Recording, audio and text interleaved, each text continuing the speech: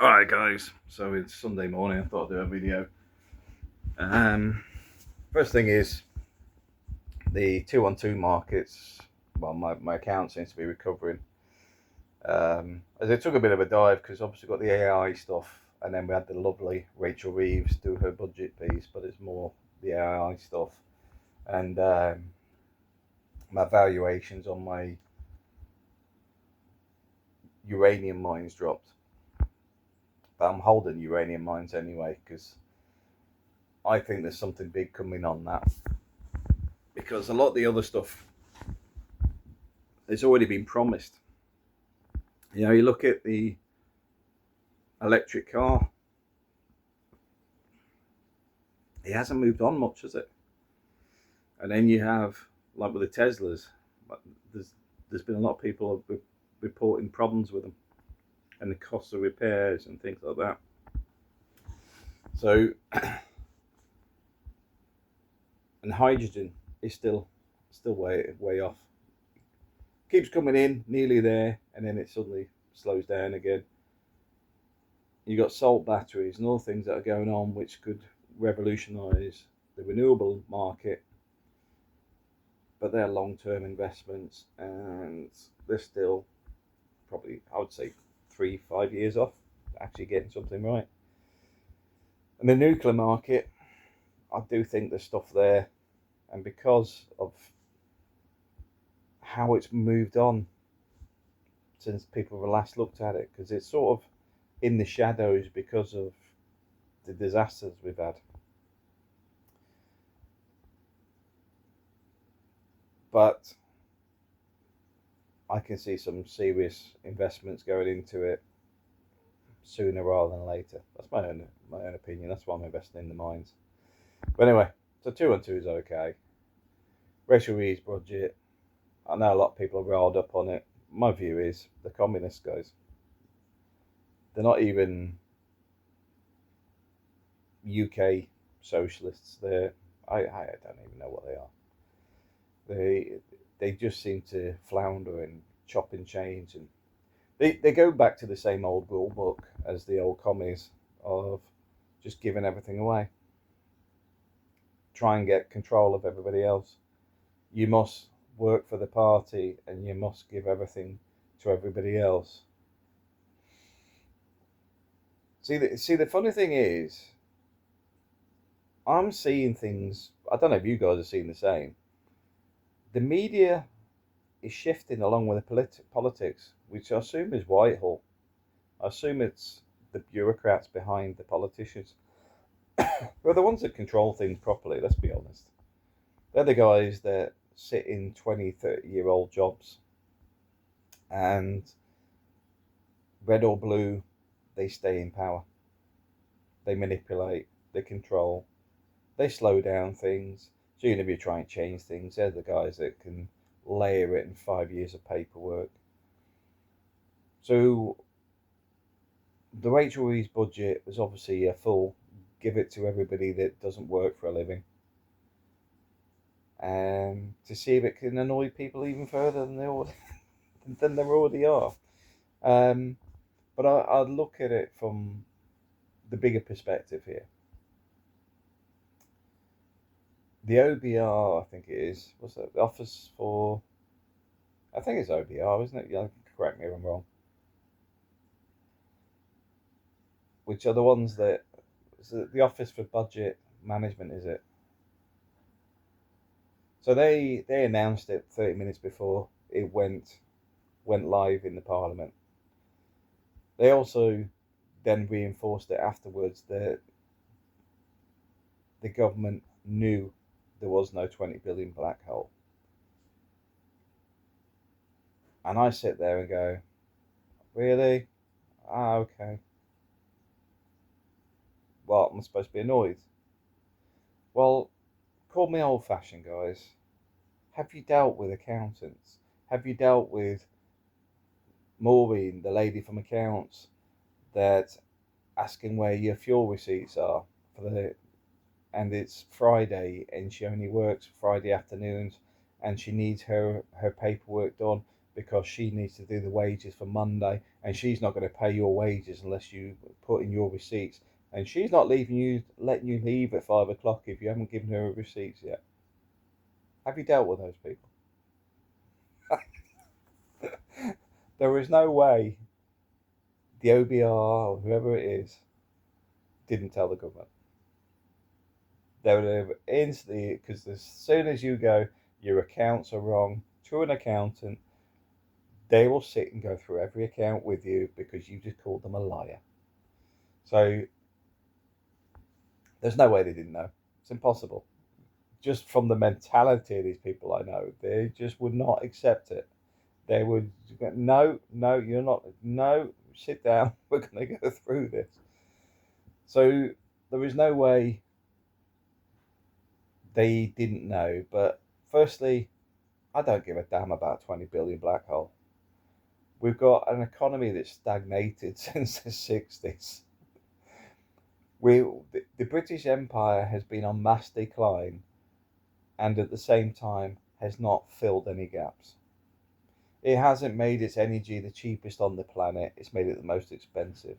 It hasn't invested in infrastructure, it's invested in potholes. It hasn't invested in its labour force to make them the smartest, best on the planet. It's not invested in its infrastructure from a medical capacity to make it the best medical place on the planet. It's made it the most expensive and the most available to anybody on the planet. It has punished small businesses and rewarded large companies. The high streets have led to the death of the bakers, the butchers, the greengrocers, and all the other trades and stuff that used to sit on the high street, whether it's a little shop that repairs your washing machines to Woolworths and the big department stores. Everything's been sold off for profit. You've ended up with Sainsbury's, Tesco's, and their biggest rival is the Germans, the Aldis, the Lidls.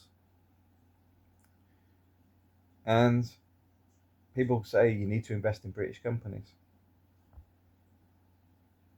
The same ones that dismantled the British companies. Yeah, of course I will. Yeah. Matt, you're a hypocrite because you do actually have shares in Tesco, Sainsbury's and stuff. Yes, because I'm not delusional. I know what they did. I know what these people do.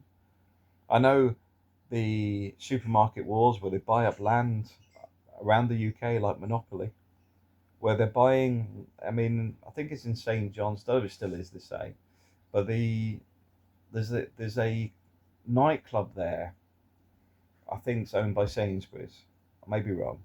Then there's another shop that's got a little computer shop in there, which is because there's like three businesses in it. That's owned by Tesco's. They're buying up the UK to block each other's planning and stuff. That's how bad these people are. But it doesn't mean I don't buy their shares. And that's where it becomes, well, Matt, that's unethical. I would partially agree. But at the same time, I'm still shopping in these shops. So do I just stop buying food? Where do you draw the line? I do try to buy from butchers. I do try to buy from bakers and stuff, but they're few and far between these days. That's the reality. This all went on years ago. This is when they crashed the price of bread to about 19 pence, basically wiping the bakers off the high street. Then you got your Amazons and stuff that has taken everything that wasn't created in your local area. Everything's been sold off. Now, for a little bit of perspective, a place in Spain, we do buy from a lot of the restaurants here. We buy from the little supermarkets. We buy a lot of goods locally. the Spanish shoes at Elche, for example, they do a lot of good shoes. And the same as my wife's favourite shoes, boots, is Doc Martens. We still have what we can do, but we're realistic that the rot has been ongoing, and none of these governments have done anything to stop it. None. Labour government come in and they just fleece everybody for every penny they can get. Conservatives, they've just floundered. Lots of noise, but very little growth. They don't seem to want to take the risk on real change, which is actually called leadership. Because what most of these people are doing is called management. They manage what they've got. They're not creating, they're not developing, they're not evolving. There's a lot of talk about it. But tell me which one of these ministers, take a pick on a minister and tell me what they've done to enhance the United Kingdom. Take your pick. So what's my point? Well, the fact is, I know a lot of people complain about Labour at the minute because of everything they've done. But don't lose the fact that it's far worse. It hasn't been done since probably late 60s. Everything's been in decline. Whether it's the loss of the trade routes, whether it's the loss of the old empire, whether it's the fact that during that retraction, very little was done to actually restructure and reskill the United Kingdom. It's still floundering, it's still sitting there. We looked at the figures that are coming through at the moment. I think over 50% of the people that left the UK are between 18 and 35, which means you've lost a lot of the people that are going to have the kids. You lost a lot of the people that are going to be the best and brightest. Because let's face it, the chavs ain't left. The employed ones haven't left. You've lost the people capable of doing more. They've gone. And it's been encouraged. It's been encouraged. If you look at GPs in the United Kingdom and how many can't actually get a job, British ones, because their work is being outsourced to cheaper labour. There's other incentives. You blend it in with a bit of student training and other things like that, you can bring your cost of labour right down. And then you do the same with nursing. Then you do the same with industry. And then what you've got is stagnated native workforces, which in any other country, they don't do it. Well, except for Western countries. You couldn't do it in India. Couldn't do it in the Philippines. Couldn't do it in China. They won't let you do it. A lot of them have laws written into it saying you can get stuffed. If you look at the Middle East, every country I've worked in the Middle East has a percentage increase on local employees every year. It's written in that you must employ 10% more a year, whatever it is, you must increase the number of local staff. On top of that, there are many jobs reserved for locals. On top of that, most countries also have these things like partnership agreements. You cannot operate and get licenses unless you have a local partner, which means you may have somebody that's absolutely no use whatsoever, but you have to be in a partnership with them for your business to even operate in the country. And yet, here we are in the UK being told by others that we need to give everything over on a silver platter. We need actual leadership, not managers. There's a reason Lammy, Rachel Reeves, Angela Rayner, Starmer all talk like robots. Because they've been trained that way. They don't have the charisma, they don't have the depth, they don't have the abilities, they don't have the knowledge. And they picked up on the Boris stuff as well. The Boris stuff is where you just ignore anything anybody actually challenges you on and just focus on the bits you're interested in. You also promise stuff that you may not deliver or have no intention of delivering. You just promise it. Somebody asks you, yeah, I'll do that for you. Yeah, don't worry about it. and then you don't do it. Chance of them coming back to you is probably after the election anyway, after you've already won. They've done what they needed to do. They gave you their vote. After that, it's expendable. They've also done stuff that aligns with Goebbels, which is you repeat the same thing and eventually people believe it. The 20 billion black hole, how often was that reiterated over and over and over again? And now it sounds like it was fabricated. Really? Shock horror. And the Conservatives should have picked up on it straight away, because I believe the UK economy spends 1,200 billion a year. 20 billion is nothing. But the problem is, they should have actually gone, where is it? What's missing? Demonstrate it. Like an auditor would. Like an accountant would. What do you mean there's 20 billion missing? Where? Show me. Where did you get your maths from? How did you get to that number? No. They just go, oh, it's nothing. Because they weren't interested. Or was it yet another one where they expected to just let it roll? They didn't care. Now, here's the big problem. The problems that the Conservatives have been doing before they got ousted, a lot of it was correcting what Tony Blair had done many years previously. The damage the Labour are doing now will affect the next 3 governments. That's reality. So the reason I put that out is not be doom and gloom, it's just to accept A, everybody's lying to us. B, you're being manipulated. And C, we end up where we end up. Because there's 2 sides to this. If all the economy's done because they don't educate people, train them and whatever, if you've got education, training, and put your kids through training and do it yourself, you're ahead of 90% of the game. If they decide to replace everybody with immigrants and we end up with an economy that's flooded with a lot of low-skilled, unemployables, don't want to work, the economy will drop. The economy drops, pressure gets put on higher earners then leave en masse, the lower earners will end up with less because there's less going around, because the economy is under pressure. And I did hear that, because Lando was on about this, Landeeur,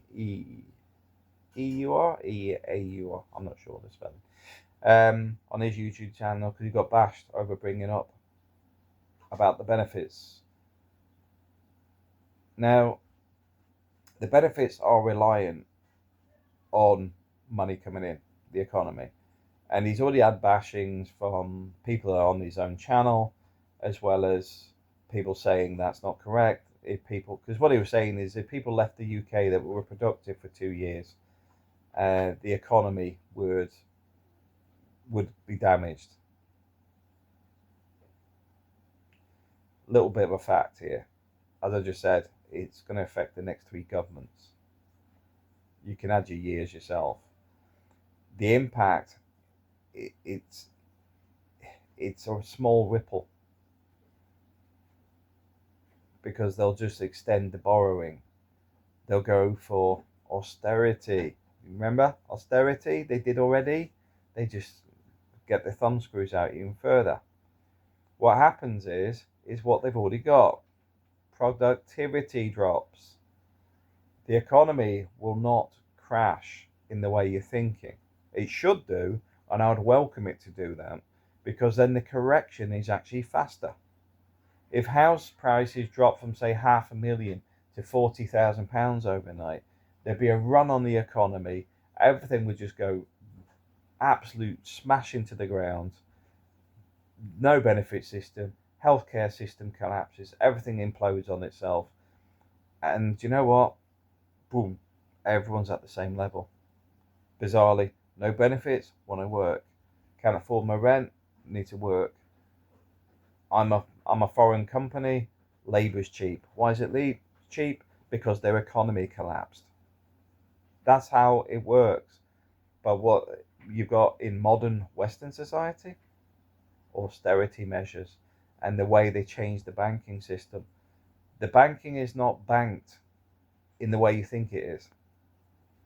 Before, it used to be by holding reserves, gold, silver, assets. It's all digital. The numbers don't even add up. You couldn't have the amount of gold for the amount of debt the UK is in. So what's the threat? You tell me. Who's going to stop the wheels turning? Because if most of the assets are owned by certain parties already, the last thing they want is the whole economy to collapse. It devalues everything for everybody. So from that perspective, he's incorrect. If everybody left for 2 years, they're actually productive. Wouldn't really make much difference because it's not 2 years that I'll hammer it. It's the next 15, 20 years. Secondly, you just need to let things ride out because the austerity will cut in at some point. It's Labour. Labour always destroy everything they touch. So just let it run its course. Thirdly, he hit on the nerve there where people were actually complaining at him that are normally subscribers and stuff. And then he's realised that some of them will be on benefits and stuff. Of course they are. I don't think most people realise how many people in the UK are on benefits. The numbers would shock you. I used to deal with social housing, and it's ridiculous how little the productive parts of British society are funding the amount on social benefits. The numbers, you think they don't even add up. It's just absolutely mental. The UK has been non-productive or of low productivity for a very, very long time. You don't have to look at the factory productions and what generates revenue to see how limited it is. And the sad thing is, we don't incentivize it. Business rates are astronomical. Trying to start a small business is difficult. All the tax, the bureaucracy, the headaches. The buying British is manipulated. And you'll see plenty of videos talking about the supermarkets in their fake British supermarkets. Fake British farms. And even damaging some of the farms in legal cases. So the reality is the system's gained. The big picture here is it will continue, but it can be reshaped at any time. The great replacement that people keep talking about is occurring, but doesn't mean it's permanent. The Moors had Spain for 700 years. They lost to Christianity, though. So, what's my point? Nothing's permanent. Now, whether the great replacement happens or pushback comes, I think you're going to see it from people that actually left their own countries before. I think you're going to see a lot more people from angles you wouldn't expect to suddenly get sick and tired of people desecrating in the street. Is it desecrating? Defecating, sorry. Defecating in the street like dogs. Robbing and doing other crimes. Because they're fudging stats. They're trying to pretend it's not happening. It's all the same stuff. Like I said, it goes back to the Gorbal stuff where they just keep going, no, the figures aren't that bad. No. Because a lot of this stuff come in with Tony Blair and how they classify and do statistics and manipulation. Because it's when they go, the NHS appointments is really good now and whatever. Well, you're sitting there going, it took me 3 days to try and get an appointment because it's how it's reported. You put it inside frameworks, like a going to court and the lawyer is asking you questions, even though you have the context, the depth of knowledge, and are able to give them the full picture. They ask you specifics to avoid that happening. So when you go, well, you only answer the phone between 11 and 12. They will not ask you that question. In fact, they'll tell you to shut up if you said that and ask you to be struck off. What they want to hear is, did every call that was, every time the phone rang during the allotted hours, was the phone answered? And the answer will be yes. They don't mention it's only an hour a day. That's the whole point. This is how this is manipulated. This is why never take anything these people are saying at face value. You can take any piece of information and then think, well, what does that actually mean? What's that actually telling me? And then think, okay, what other ways could this be mentioned? So when you look at the way people will say sexual assault in the UK, think what that means to you and what that definition is that they're using. They're not the same. And I'm going to leave that there. But my point being is, guys, just carry on. Do what you need to do. If you want to stay in the UK, stay in the UK. You want to leave the UK? Leave the UK. Key to it is don't argue with people that are deciding to do what they need to do for themselves. A lot of the people online telling people to stay in the UK have left the UK or leaving the UK. So it's farcical.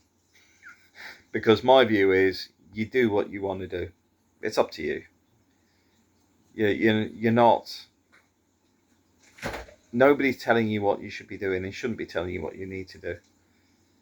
All I tell you is what I see, what I understand. It's a bit like when I was listening to people complain about Piers Morgan, quite happy to replace white people, over having a decent curry. I just thought, why do you care? The guy's an idiot. Everything he does is staged. He's not consistent. He will move to suit himself and what gets him maximum money for himself. He's not a good person. Best thing you can do is just scrub his name and not watch any of his stuff. That's the best thing you can do with people like that. Because whether you agree or disagree, that's what he's after. That he's noticed. Oh, look at me. I've said something political. I've said something controversial. It's not controversial. You know, going on, I'd rather have a curry than white people, in the context he was trying to say, I believe. Because he was having a interview with Tucker Carlson. I'm like, who cares what you think, Piers? You're not a good person. I don't even want to listen to you. I'm not interested.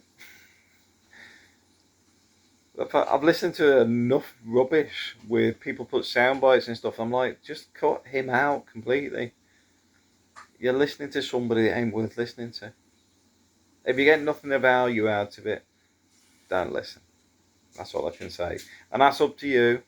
But I'm just saying, from my perspective, don't waste your time. And that's it for this video. Thanks for watching.